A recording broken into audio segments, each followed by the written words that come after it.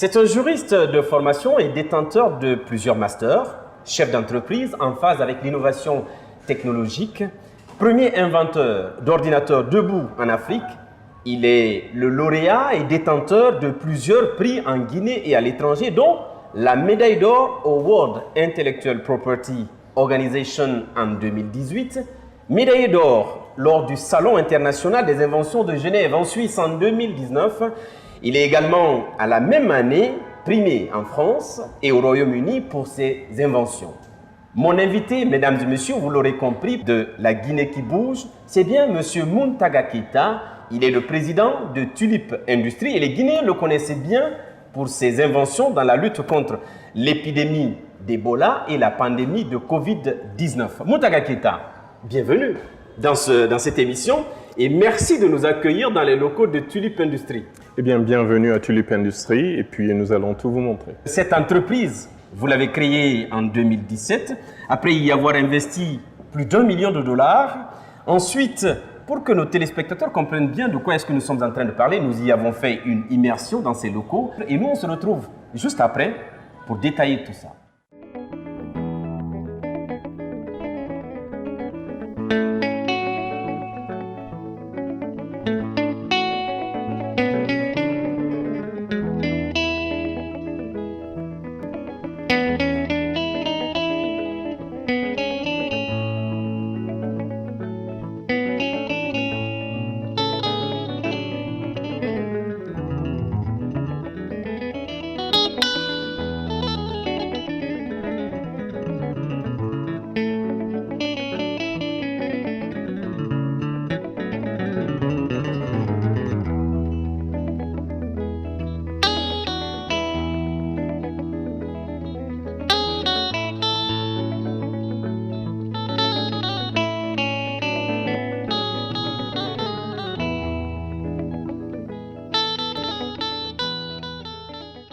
Dans ce département à Tulip Industries, nous nous occupons de tout ce qui est interconnectivité entre les bornes, les tablettes et les différents logiciels qui sont créés dans notre département à Tulip ici. Nous sommes pratiquement un nombre de 8 à 9 jeunes, dont il y a 2 filles.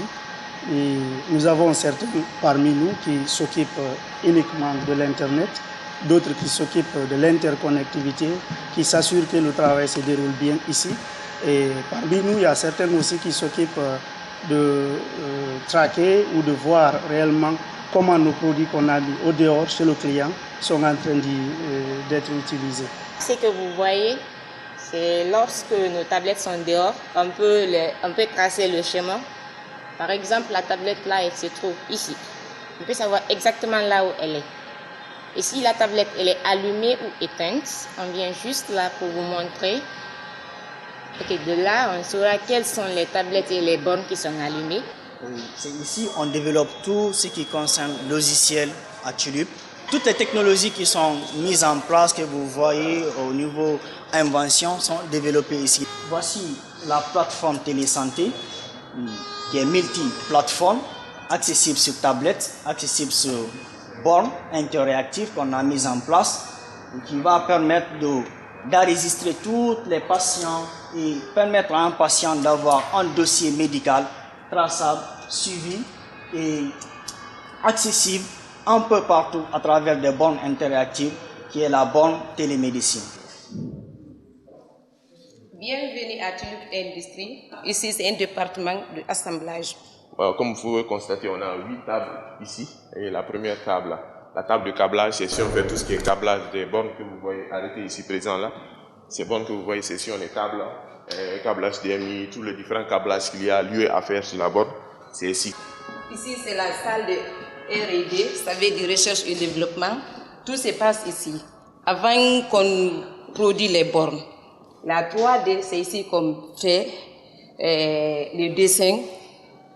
Après, vous voyez par exemple ce qui se passe là-bas.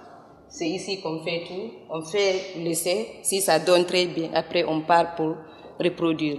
Au niveau des bornes, les bornes sont composées de plusieurs parties. La borne est détenue d'une caméra. Elle a un micro. Le micro, vous pouvez laisser un message.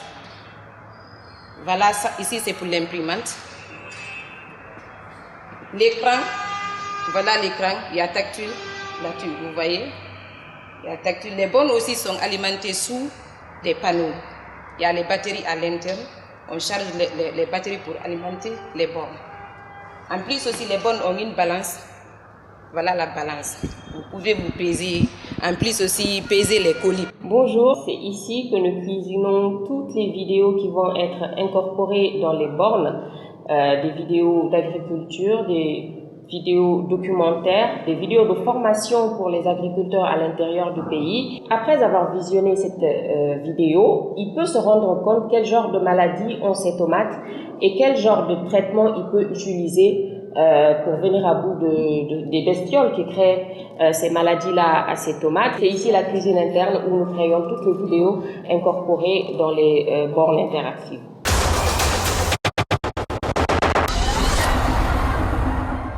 Retour sur ce plateau déployé ici à Tulipe Industries et je suis avec mon invité Muntaga Keita. Comment est-ce que vous êtes venu à la création de cette entreprise? Eh bien, tout commence toujours par une idée qui ne coûte rien du tout. L'idée de résoudre nos problèmes à travers la digitalisation et tout simplement cette idée, voilà, de construire des machines, de par nous-mêmes pouvoir nous développer sans toujours compter sur les importations. Nous pouvons tout faire. Nous ne sommes limités que par nos peurs et d'autres problèmes, en fait, qui ne sont que virtuels. Et tout a commencé par quelle idée dans ce cas? Eh bien, tout simplement, l'idée de digitaliser certains services, par exemple. Tout a commencé par l'éducation. Un Guinéen, une tablette, pas faisable. Alors, 1 million d'étudiants guinéens peuvent passer sur une seule borne, c'est beaucoup plus faisable. Lorsque les téléphones ont apparu en Europe ou bien dans d'autres pays occidentaux, ils avaient des cabines téléphoniques. Un seul téléphone servait des millions de personnes. Pourquoi ne pas imiter la même idée au niveau de l'ordinateur? Un ordinateur debout qui permettrait à des millions d'Africains d'accéder à ce monde digital. Parce qu'on ne peut pas tous leur doter de smartphones ou bien de tablettes ou bien de laptops, alors on peut au moins créer un outil où des millions peuvent venir se servir. Vous parlez des universités et ça tombe bien, puisqu'au départ de Tulipe Industries, vous avez commencé par la production de kiosques Internet utilisables dans les universités. Oui. Comment avez-vous compris le besoin de l'Internet au niveau du système universitaire? Alors tout simplement, j'avais de la famille aussi, des cousins, des neveux qui me demandaient souvent, à ma famille aussi, le prix d'un ordinateur portable. Alors ils voulaient tous qu'on leur paye un ordinateur portable, une tablette.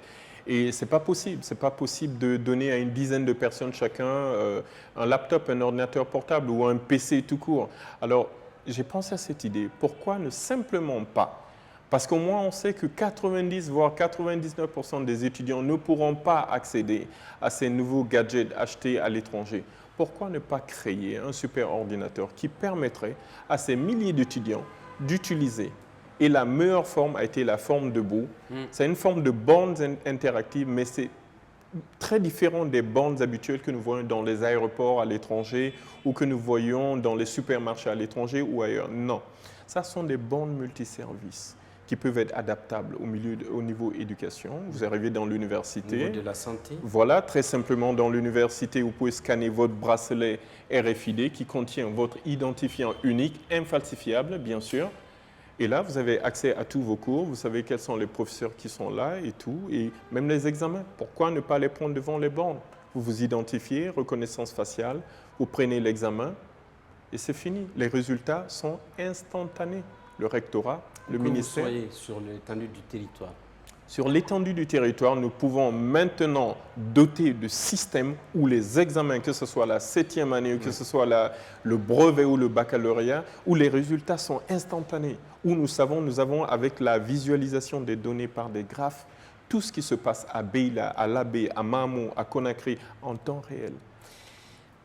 Pour que nos téléspectateurs essayent de comprendre qui vous êtes, d'où est-ce que vous venez, on va essayer de faire un petit feedback en arrière. Vous partez en France à l'âge de 13 ans avant de revenir après vos études de fac en droit, puis vous refaites le même voyage de l'autre côté de l'Atlantique, mais cette fois pour partir aux États-Unis, à Maryland. Oui. Et là encore, vous faites une autre exception, puisque vous exercez dans plusieurs entreprises comme employé, notamment la Bank of America Corporate, avant de décider de revenir au pays et réaliser votre propre initiative.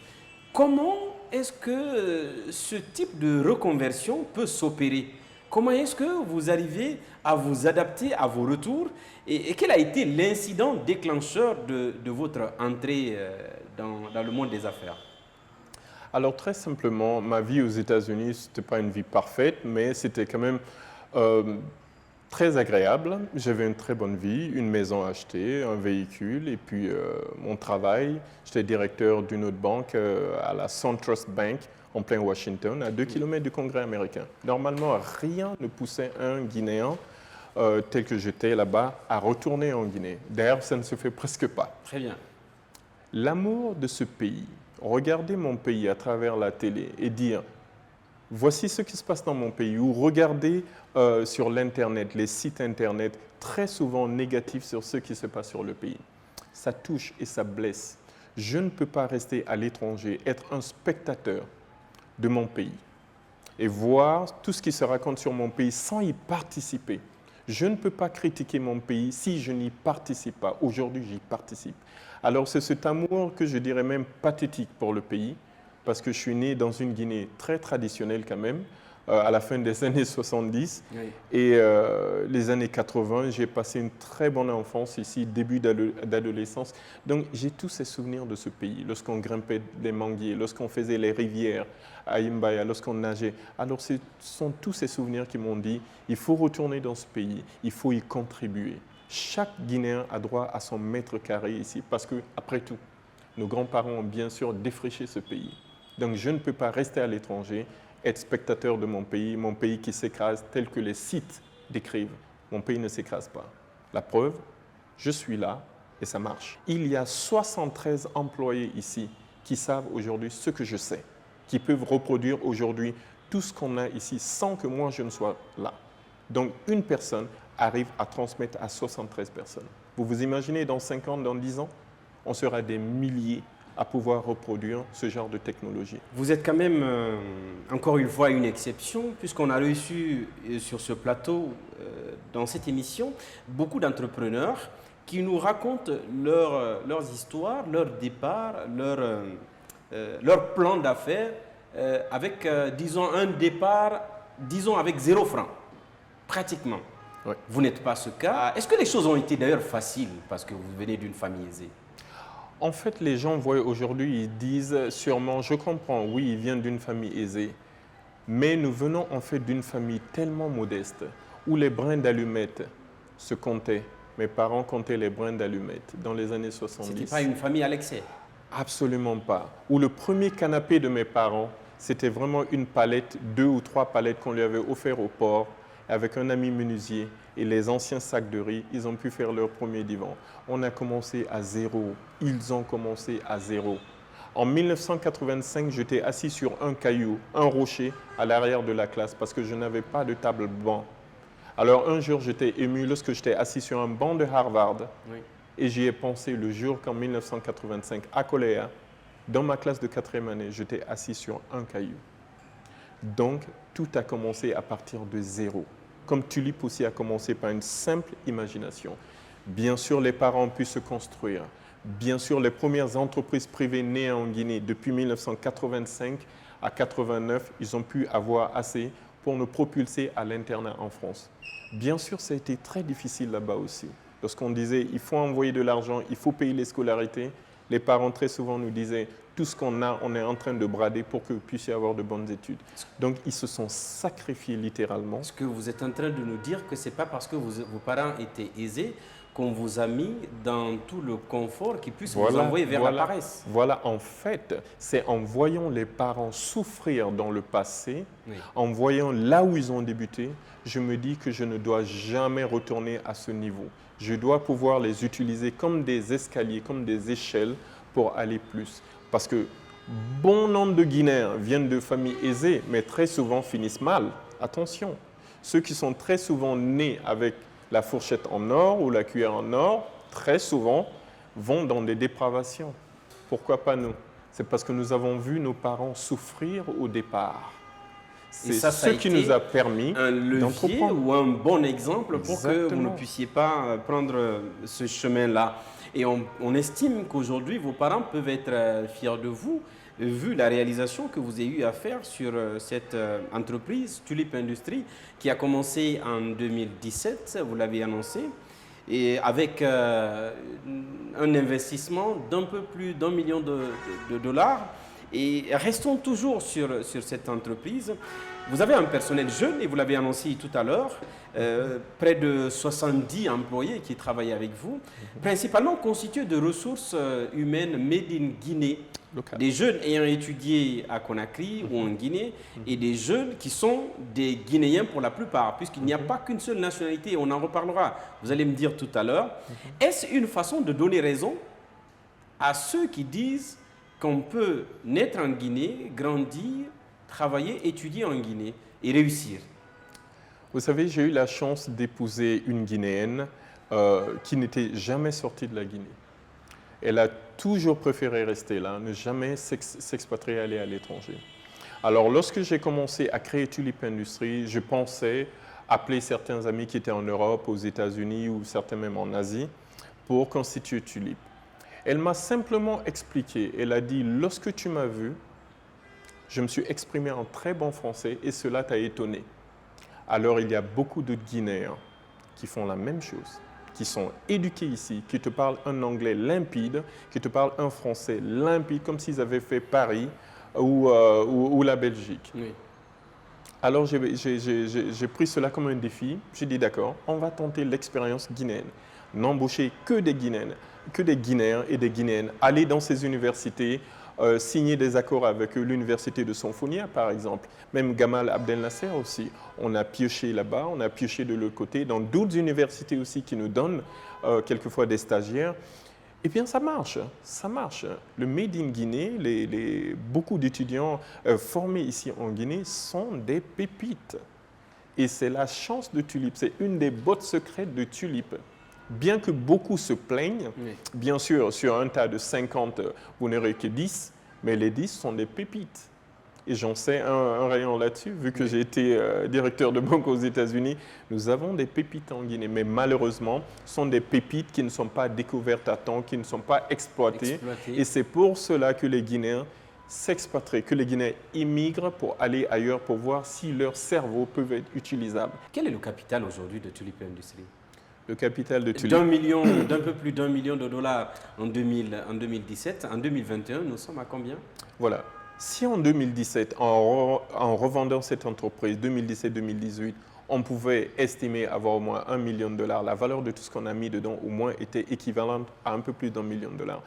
Aujourd'hui, lorsque nous avons fait les exercices financiers de valorisation de l'entreprise, de 2020 à 2021, là, on est à 45 millions de dollars.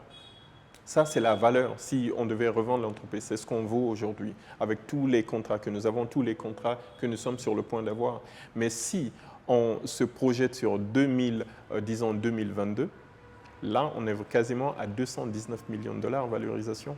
219 Dans ces 5 années à venir, nous serons proches du milliard de dollars de valorisation à ce rythme, bien sûr, parce que nous nous étendons en ce moment sur l'Afrique, où nous sommes dans 23 pays avec des représentations signées, avec des accords dans 23 pays d'Afrique. Nous avons même un représentant officiel aussi en Allemagne et en France, dans les Antilles. Donc, en exploitant tout ce potentiel-là, nous serons proches du milliard, voire le milliard de dollars de valorisation dans les 5 années-là. Vous parlez d'exploitation et justement, nous allons venir sur vos services. Et nous avons justement sur la table des tablettes oui. Made in Guinée, oui. Tulip Industries. Si on retourne 10 ans en arrière, est-ce que le Guinéen aurait pu imaginer qu'il y aurait eu une tablette réalisée, inventée par un Guinéen, conçue en Guinée en 2021?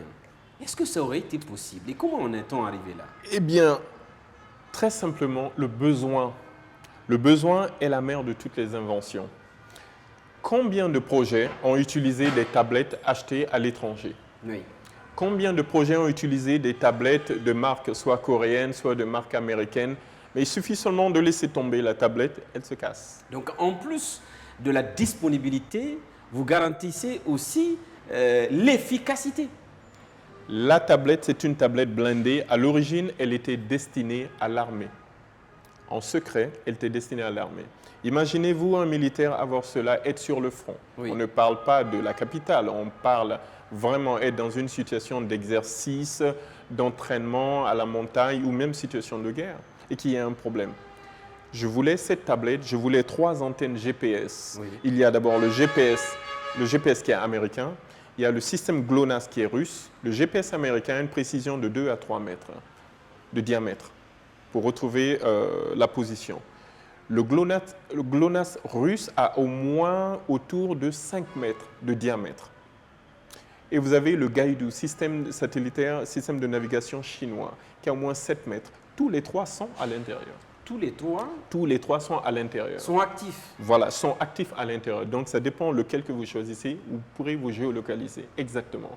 Donc, que les militaires puissent se géolocaliser là où ils sont, puissent prendre des données et les transmettre justement à la base. À la base. Mais lorsqu'on a eu le Covid-19, nous avons jugé opportun maintenant de déclassifier cela, de sortir à usage civil, parce qu'après tout, les tablettes importées n'étaient pas vraiment fiables sur la durée. Oui. Ce sont de très belles tablettes, mais ce sont des tablettes Et ce domestiques. sont des tablettes qui ont servi notamment dans les prises de température, Exactement. dans le système d'information sanitaire. Exactement, exactement. Là, par exemple, ce que vous voyez sont Oui. des tablettes pour le milieu agricole. Vous pouvez appuyer n'importe quelle touche et vous avez des informations. Vous pouvez aussi enregistrer les agriculteurs ou bien les étudiants avec ces bracelets RFID. Il suffit seulement de les placer à l'arrière et vous avez l'identification entière de l'étudiant. Donc, je peux vous prendre en photo, nom, prénom noté, prendre un bracelet vierge et là, l'appliquer et on vous le donne. Et toutes mes informations sont stockées sur... Sont codées oui. par ce bracelet. Alors, vous imaginez pendant les examens, on peut savoir par la photo, vous êtes Oui. vous-même. Vous êtes venu pour plus cette besoin, matière.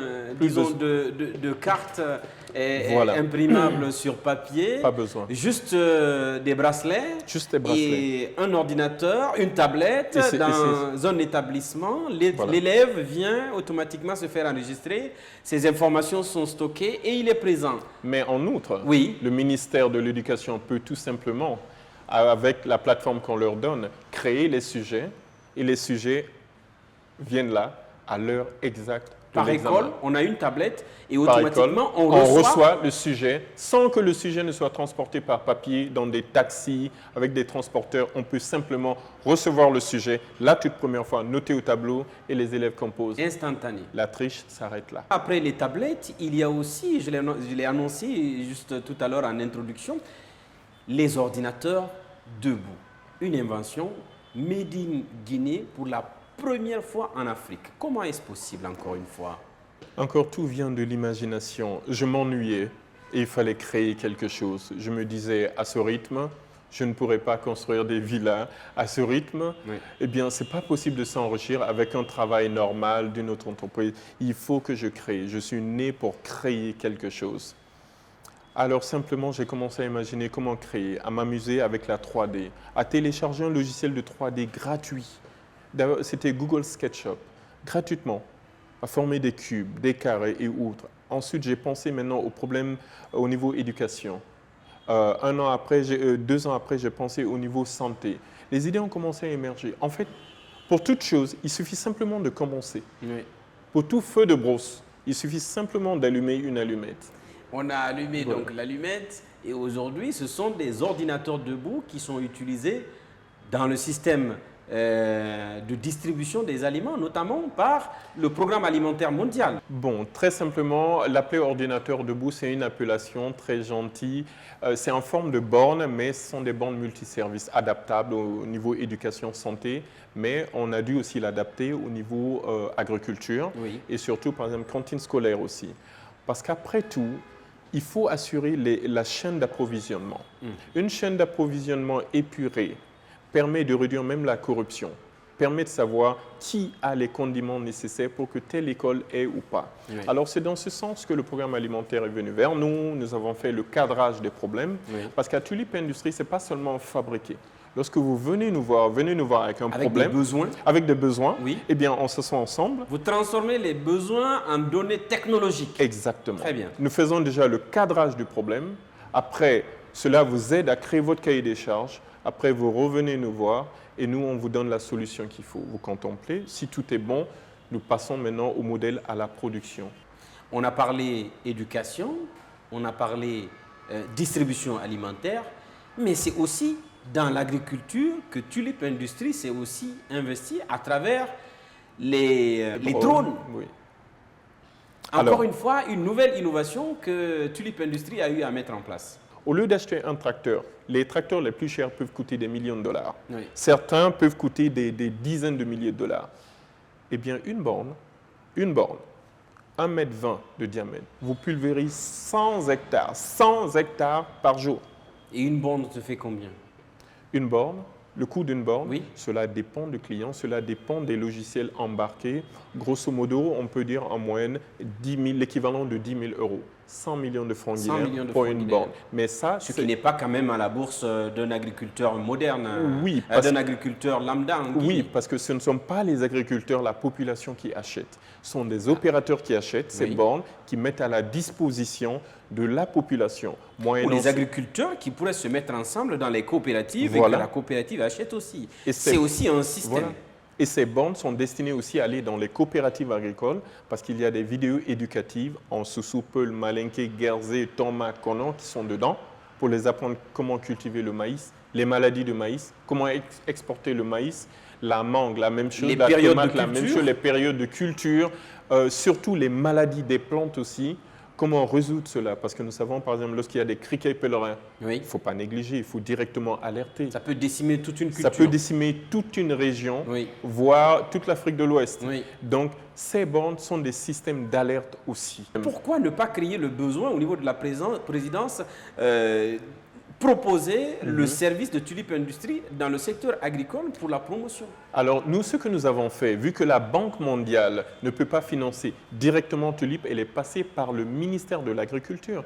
Donc, on peut dire directement, déjà, façon indirecte, nous c'est le travaillons, gouvernement c'est qui- le gouvernement guinéen qui était financé par la Banque mondiale. Et aujourd'hui, le contrat qui a été signé pour ce projet pilote, c'est avec l'ex-ministre de l'Agriculture, Madame Kamara Mariam. Donc, nous travaillons déjà avec le gouvernement. Et si vous remarquez les logos sur la borne, il y a la Banque mondiale, il y a le PEDEG, qui est l'agence qui contrôle ces fonds. Oui. Et puis, il y a aussi l'AMPROCA, qui est un département, l'un des plus grands départements au niveau du ministère de l'Agriculture. Donc oui, nous travaillons déjà, à travers les financements de la Banque mondiale, nous travaillons déjà avec le gouvernement.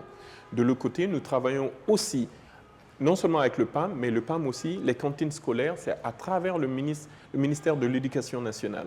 Donc ce sont ces institutions-là qui nous ont aidés vraiment à commencer à travailler avec le gouvernement. Pas directement du gouvernement, mais de toute façon, ce qui est important à la fin, Oui. c'est d'impacter nos populations. À cette émission, nous tendons vers la fin à présent. C'est une tradition pour chaque invité de nous donner une citation d'un auteur qui l'inspire dans ses réalisations.